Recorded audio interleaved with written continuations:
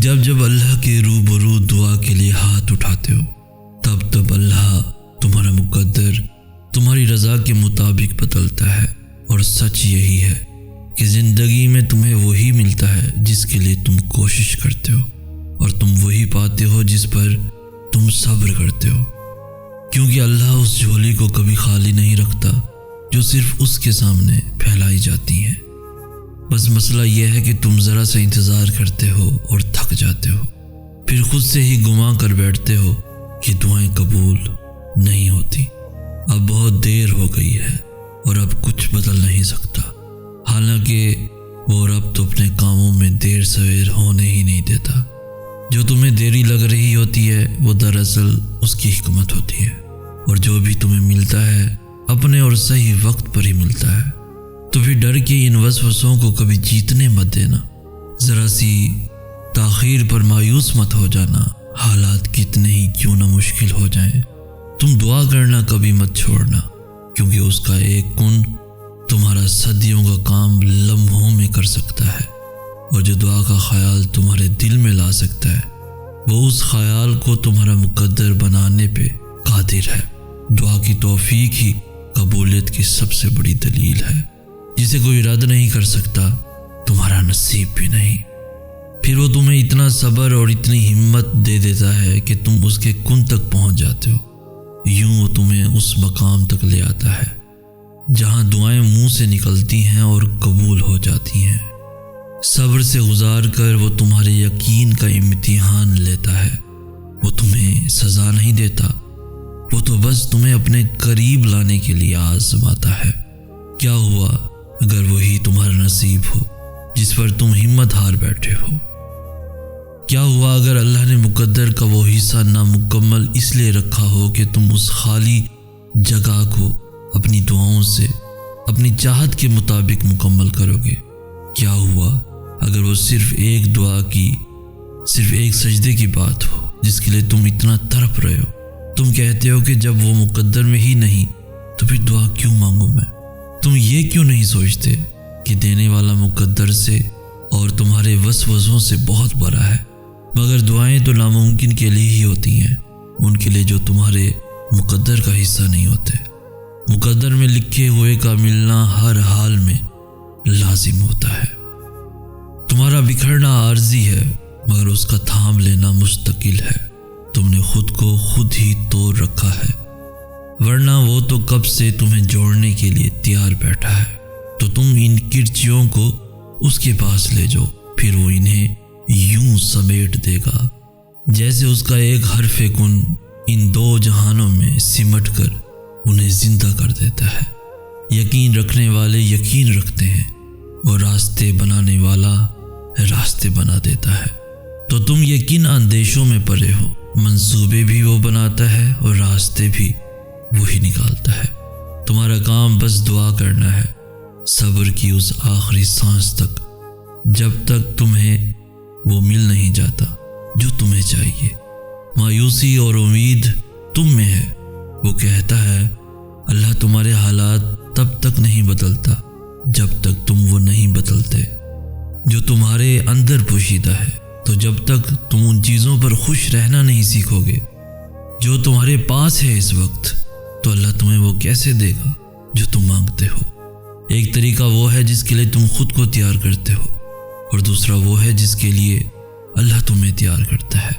مگر جب تم اپنے طریقوں پر اڑ جاتے ہو تو وہ نہ تمہیں آگے بڑھنے دیتا ہے اور نہ پیچھے مڑنے دیتا ہے، تاکہ تمہیں یاد کروا سکے کہ سکون کو قریب لانے کے لیے تمہیں پہلے اس کے قریب جانا ہوگا جو اس سکون کو عطا کرنے والا ہے۔ اگر راستہ وہاں سے نہیں بن سکا جہاں سے تم نے سوچ رکھا تھا، تو اس کا مطلب یہ تو نہیں کہ اب تم کبھی منزل تک پہنچ ہی نہیں سکو گے۔ تم اپنی محدود سوچ میں رہ کر سوچتے ہو، مگر وہ ذات تو لامحدود ہے، اس کے معجزوں کی تو کوئی حد نہیں۔ زندگی کئی ایسی راہوں اور مراحل سے گزار کر تمہیں تمہاری چاہت تک لاتی ہے، جن پر چلنے کے لیے تمہارا دل مطمئن نہیں ہوتا، تاکہ خوشی سے پہلے تم غم کی لذت جان سکو اور حاصل کی قدر کرنا سیکھ سکو۔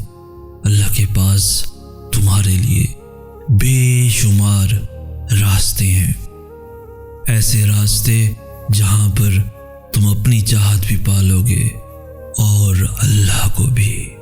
جب تم پریشانی اور نا امیدی محسوس کرو تو سورہ ضحیٰ پڑھا کرو، کیونکہ جب آپ صلی اللہ علیہ وآلہ وسلم پر 6 ماہ تک کوئی وحی نازل نہ ہوئی، نہ جبرائیل آئے، نہ ان کو خواب میں الہام ہوا، تو وہ پریشان ہو گئے تھے، وہ پریشان رہنے لگے۔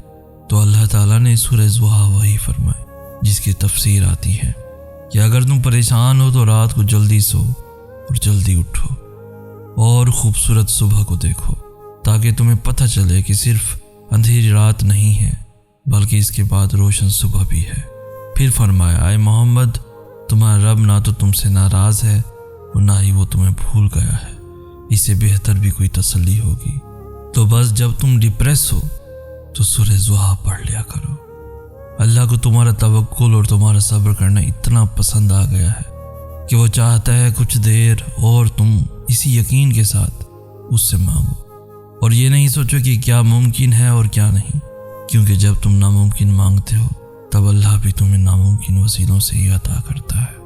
ہم جو چیز مانگتے ہیں نا اللہ تعالیٰ سے، وہ اللہ کو پہلے سے ہی معلوم ہوتا ہے۔ ہم جس چیز پر تڑپتے ہیں نا، اللہ تعالیٰ پہلے سے ہی اس طرف سے واقف ہوتا ہے کہ ہم یہ مانگیں گے اللہ سے۔ اسے پہلے سے ہی پتہ ہوتا ہے کہ ہمارا دل کس چیز میں الجھ گیا ہے، تو جب اللہ کو پہلے سے معلوم ہوتا ہے تو ہمیں کیوں نہیں عطا کرتا؟ اس لیے تو اس نے دعا بنائی، دعا مانگنے کے لیے ہمیں بنایا، تاکہ ہم اس سے مانگیں، اس سے باتیں کرتے رہیں، اسے بلاتے رہیں، اس سے دور نہ ہو جائیں، اس کے قریب رہیں، تاکہ وہ ہماری طرف متوجہ ہو سکیں۔ ہم اس سے مانگیں اور انہی باتوں میں وہ ہمارا الجھا ذہن اس چیز سے ہٹا دیتا ہے۔ اتنی محبت کرتا ہے اللہ ہم سے کہ ہمارے لیے ہی وہ ہمیں غم دکھاتا ہے اور ہمارے لیے ہی ہم سے محبت کرتا ہے۔ جب آپ محبت میں اترتے ہیں تو آپ کو پوری کائنات بہت خوبصورت لگنے لگتی ہے، اور جب آپ میں محبت اترتی ہے تو آپ پوری کائنات کو خوبصورت لگنے لگتے ہیں۔ کہہ دو میرے ان بندوں سے جو کہتے ہیں میرے آنسو ضائع چلے گئے، میں کچھ بھی بھولنے والا نہیں ہوں۔ دوستو، اللہ سے محبت کریں، زندگی کا ایک اصول بنا لیں، ہر خوشی ہر غم کا پہلا ہمراز اللہ کو بنائیں، اللہ سے باتیں کریں، اللہ کو دوست بنائیں، کیونکہ اللہ جسے تھام لے اور جو اللہ کی رسی تھام لے تو اللہ اسے کبھی تنہا نہیں چھوڑتا۔ اور لوگ تو بہت کچھ توڑ جاتے ہیں، دل، امیدیں، خواہشیں، نہ جانے کیا کچھ، مگر اللہ تو محبت نبھاتا ہے۔ اللہ سے باتیں کر کے تو دیکھیں۔ تم ان چیزوں کی فکر کیوں کرتے ہو جو تم نہیں کر سکتے؟ تم ان پر غور کیوں نہیں کرتے جو اللہ کر سکتا ہے؟ بتاؤ پھر ہے کچھ ایسا جو وہ نہیں کر سکتا؟ ہمت جب دم دوڑنے لگتی ہے، ساتھ ہی اللہ کی طرف سے جواب آ جاتا ہے۔ کوئی آیت سامنے آ جاتی ہے، کوئی امید دکھائی دے جاتی ہے، وہ اس طرح سے ہم سے باتیں کر لیا کرتا ہے، ہمیں جواب دے دیا کرتا ہے۔